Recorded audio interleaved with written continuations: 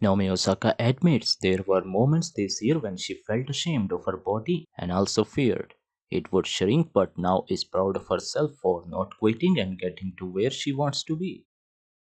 After announcing pregnancy just before the 2023 Australian Open, the Japanese also confirmed she would miss the entire season and try to return at the start of this year.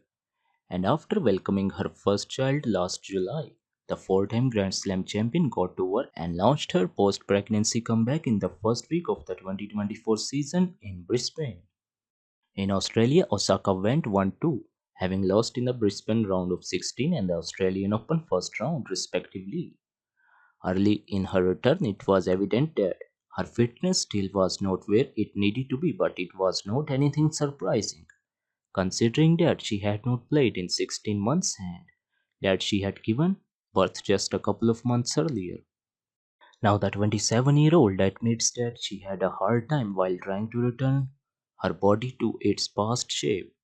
Specifically, one of the things that was making the Japanese feel bad was that she had been putting up gym work daily, but her body just was not responding. Honestly, I don't really know what to caption this post.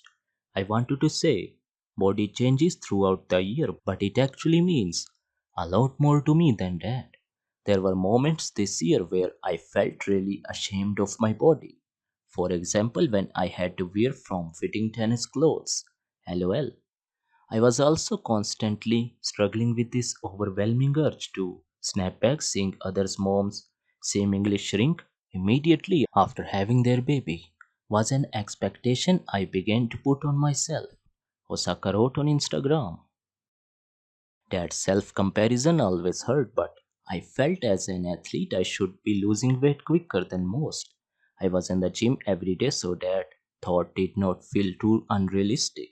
Most weeks would feel similar to the previous week, and the weight did not disappear overnight, so it was a bit disheartening.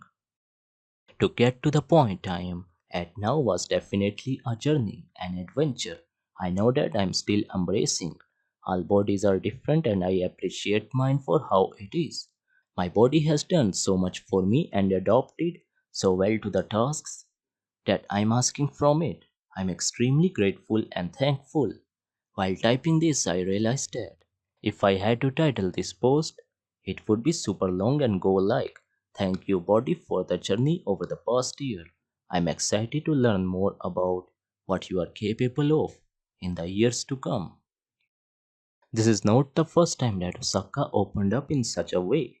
Since revealing her battle with depression and anxiety in 2021, the former world number one has been pretty transparent about everything regarding her career and life. Before and after starting her post pregnancy return, the 27-year-old made it clear that she came for Grand Slams, but after her comeback started in a rough way and she was not getting the results she wanted, Osaka did not hide that she was disappointed and frustrated.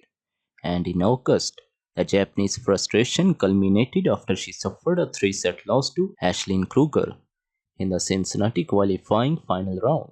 A day later, the two-time Australian Open champion issued a heartbreaking note, revealing she did not feel like she was in her body.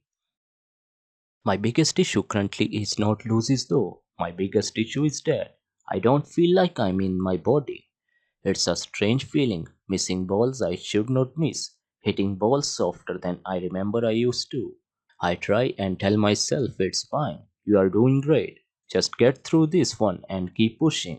Mentally, it's really draining though. Internally, I hear myself screaming, "What the hell is happening?" Osaka shared in mid-August. In the same message, the former world number one explained that something simply felt off in her game and touch, and she suspected she was probably being postpartum.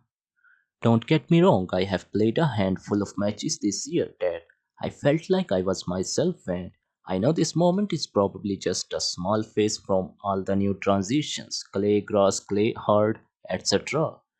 However, the only feeling I could liken how I feel right now to is being postpartum, the Japanese said.